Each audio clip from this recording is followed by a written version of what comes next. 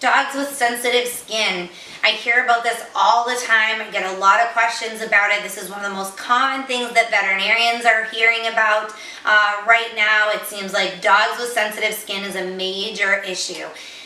This can be caused by a lot of different factors, and there are so many, just like humans with allergies. Allergies are becoming a bigger thing for humans, bigger thing for dogs as well. The foods that we're eating are changing. They've changed a lot just in the last couple of decades. Our environment is changing.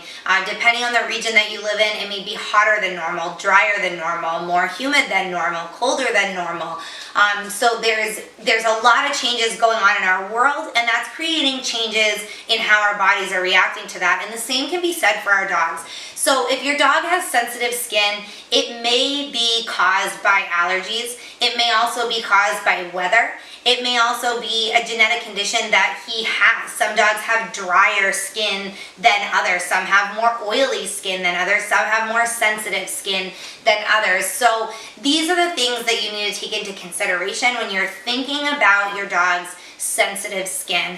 What's causing it? Is there anything causing it? Is it just something, has he always been this way? Is it something, if he's, you know, an older dog or an adult or even an older puppy, is it something that he's kind of growing into? What's going on? What's changed in your environment lately? It may be something as simple to change as the products that you're using. For example, maybe you washed his bedding and you are using a different kind of detergent, and something in that has affected him. He's had an allergic reaction and now he's got a rash or he's itchy. So there's a lot of different things to think about. Before you jump to changing his diet, just do a quick observation about your environment, his environment specifically, and anything that maybe has changed. If you think that it's something that your dog is growing into, if you think that it's something related to his food, have a chat with your veterinarian, explain to them what's going on. If it is in fact an allergy, the only way for you to figure out that yes, it is for sure an allergy and this is exactly what he's allergic to, is to have your veterinarian do an allergy test on your dog. If that's something you're interested in, reach out to them, explain what's going on, ask for that. If this is something that you notice is maybe a seasonable thing, if it's something that you notice that maybe is caused by something in the environment, like your laundry detergent or something like that, and you just want to give him a little meal to help his skin in the short term, I'm going to show you a recipe today. It's a homemade dog food for sensitive skin. It has some really great ingredients. It includes coconut oil, which is really beneficial for dogs' skin and coat health. This is really going to help your dog if he has sensitive skin, if you notice a lot of itching and discomfort with your pet. This homemade dog food for sensitive skin is pretty simple to make. The first thing you want to do is get a large skillet, put it on your stove and set it to medium heat. And you're going to add about 2 pounds of boneless chicken thighs as your first ingredient.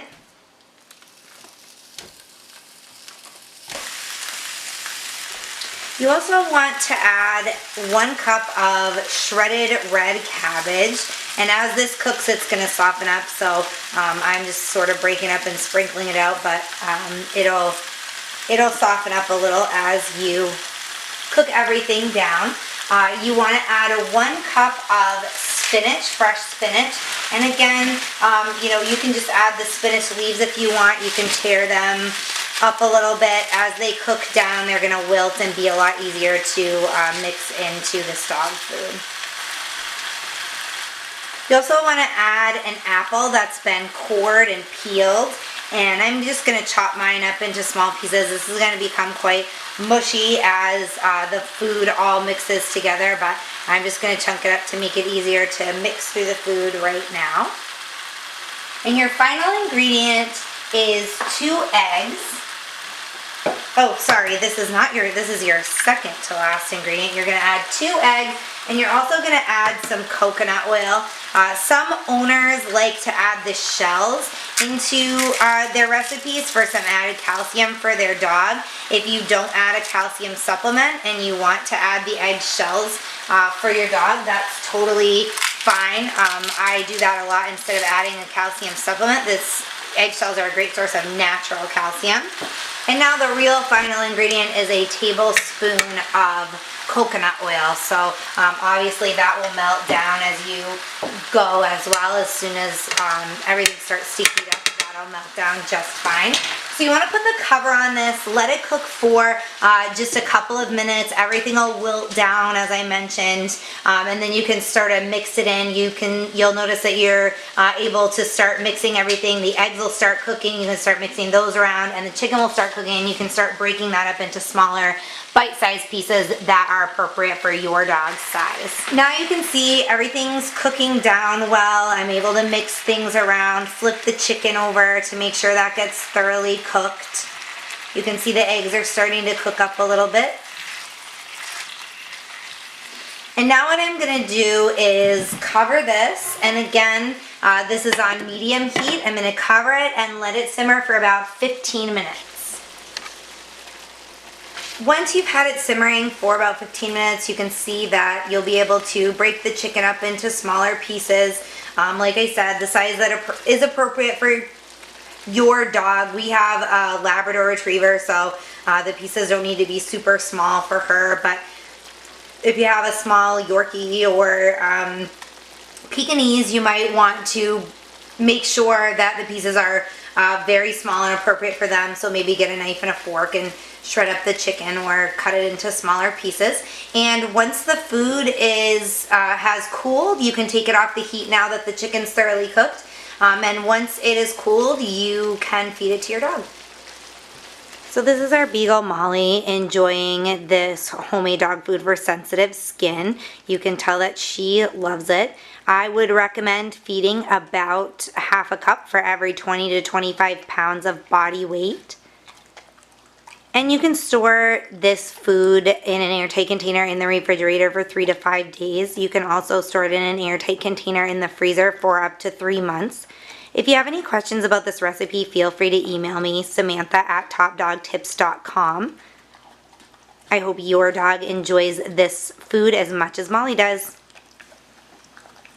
Thank you so much for watching my video, guys. We really appreciate you guys tuning in whenever we post a new video. Of course, you can check us out on our website, topdogtips.com. So be sure to bookmark that and check back often because we are always publishing new reviews, product information, top 10 lists, information about dog care, grooming, training, all aspects of dog care, health, and we share some vet tips on there, all kinds of great stuff. So if you're a dog owner, dog lover, that's the site for you.